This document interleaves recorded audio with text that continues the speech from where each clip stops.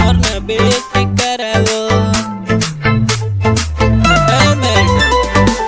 आइल बानी पढ़े मिले खतियाओ, कॉलेज के बाहर ना बेटी करावो।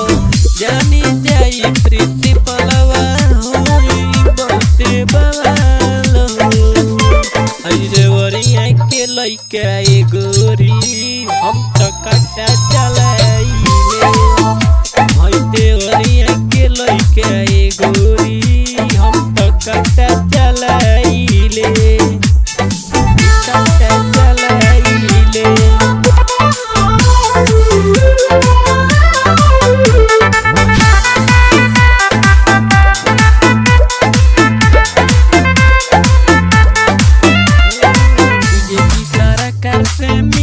बाटे आदेश करब गुंडा गर्दी केहू नहीं रोकी।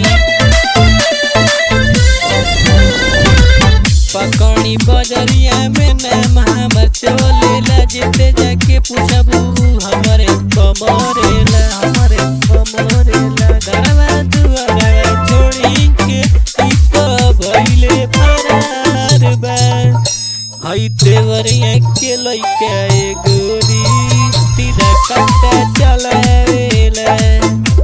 हई देवरिया के लइका ए गोरी हम तो कट्टा चलाइले। कट्टा चलाइले।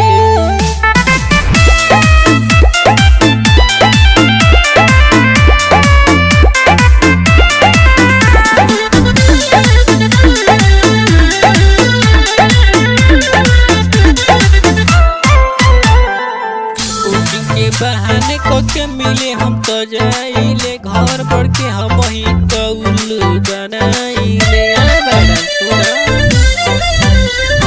तू प्यार कइले बानी ओके कैसे भुलाइले। घरवा जन जाई तो हमके गरिया